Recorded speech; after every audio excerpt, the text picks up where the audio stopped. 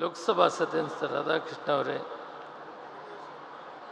ವಿಧಾನಸಭೆ ವಿಧಾನ ಪರಿಷತ್ತಿನ ಸದಸ್ಯರಾದಂಥ ರಿಜ್ವಾನ್ ಅರ್ಷದ್ ಅವರೇ, ಸೋಮಶೇಖರ್ ಅವರೇ, ಟಿ ವೆಂಕಟೇಶ್ ಅವರೇ, ರವಿ ಅವರೇ, ಮಾಜಿ ಮೇಯರ್ ಅಂತ ನಾರಾಯಣ ಅವರೇ,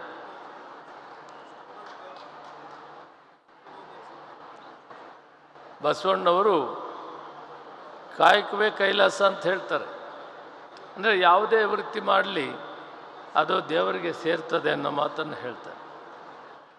ಕುವೆಂಪು ಅವರು ಅಧ್ಯಕ್ಷನೋ ಸೇನಾನಿಯೋ ಕಮ್ಮಾರನೋ ಚಮ್ಮಾರನೋ ಕಾಯಕವೆಲ್ಲವೂ ಒಂದೇ, ಅದು ದೇವರಿಗೆ ಸೇರ್ತದೆ ಅನ್ನೋ ಮಾತನ್ನು ಕುವೆಂಪು ಅವರು ಹೇಳ್ತಾರೆ. ಇವತ್ತು ಈ ಒಂದು ಕಾರ್ಯಕ್ರಮದಲ್ಲಿ ಸವಿಸ್ತಾರವಾಗಿ ನಮ್ಮ ಹಿರಿಯ ನಾಯಕರು ಮಾತಾಡಿದ್ದಾರೆ. ನಾನು ಹೆಚ್ಚಿನ ಸಮಯ ತೆಗೆದುಕೊಳ್ಳೋದಿಲ್ಲ.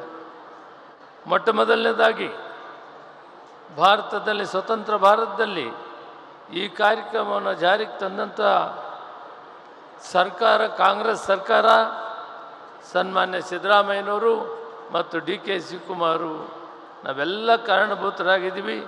ವಿಶೇಷವಾಗಿ ಒಂದು ಕಮಿಟ್ಮೆಂಟ್ ತೆಗೆದುಕೊಂಡು ಸನ್ಮಾನ್ಯ ಸಿದ್ದರಾಮಯ್ಯನವರು ಮತ್ತು ನಮ್ಮ ಸಚಿವರಾದಂಥ ಮತ್ತು ಉಪಮುಖ್ಯಮಂತ್ರಿಗಳಾದಂಥ ಶಿವಕುಮಾರ್ ಅವರು ವಿಶೇಷ ಗಮನಕ್ಕೆ ತೆಗೆದುಕೊಂಡು ಇದನ್ನು ಆದಷ್ಟು ಬೇಗ ಜಾರಿ ಮಾಡೋದಕ್ಕೆ ಒಂದು ತೀರ್ಮಾನ ಮಾಡಿ ಇವತ್ತು ಕರ್ನಾಟಕದಲ್ಲಿ 12,600 ಜನರಿಗೆ ಒಂದು ಪರ್ಮನೆಂಟಾಗಿ, ಇವತ್ತು ಯಾವುದೇ ಸರ್ಕಾರ, BJP ಸರ್ಕಾರಗಳು ಈ ದೇಶದಲ್ಲಿ ಸಾಕಷ್ಟಿವೆ, ಯಾವುದೇ ಒಂದು ಸರ್ಕಾರ ಮುಂದೆ ಬಂದು ಈ ಕೆಲಸವನ್ನು ಮಾಡಲಿಲ್ಲ.